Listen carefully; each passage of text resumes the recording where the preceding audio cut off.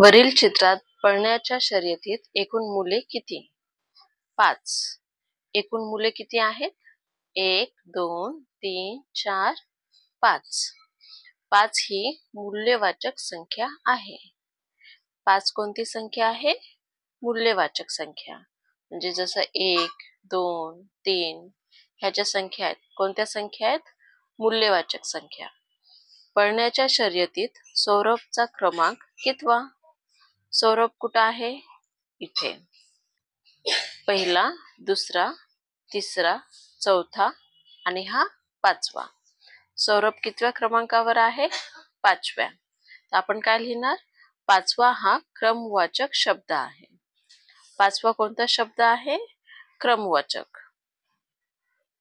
पहिला कोण आहे? पहिला निखिल. चौथ्या क्रमांकावर कोण आहे? चौथ्या क्रमांकावर आहे शकील. तर आपल्याला इथे लिहायचं आहे शकील. आता ही पहा प्राण्यांची आगगाडी. तर इथे मोर कितव्या डब्यात आहे? मोर कुठे आहे? इथे. कितव्या डब्यात आहे? हे काय आहे? इंजिन. तर आपण ह्याला डब्बा म्हणणार का? नाही. आपण ह्याला सोडून देणार आणि मोजणार कुठून? इथून. पहिला, दुसरा, तिसरा. मग तिसऱ्या डब्यात कोण आहे? मोर. आपण इथे लिहिणार मोर कितव्या डब्यात आहे? मोर तिसऱ्या डब्यात आहे. तर इथं फक्त लिहायचे तिसरा. पहिल्या डब्यात कोण आहे?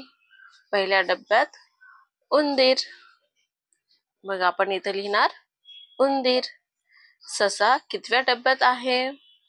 ससा दुसऱ्या डब्यात आहे. 7व्या डब्यात कोण आहे? पहिला, दुसरा, वाघ. तिसरा, चौथा, 5वा, 6वा आणि 7वा. 7व्या डब्यात कोण आहे? सिंहाच्या डब्याचा क्रमांक कितवा?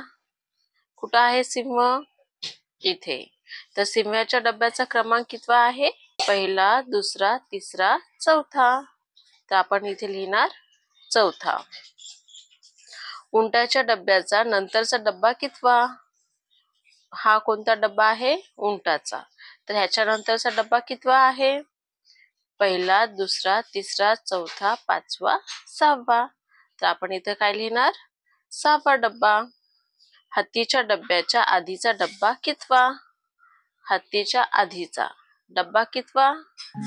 पहिला, दुसरा, तिसरा, चौथा, 5वा. तर आपण इथे काय लिहिणार? 5वा.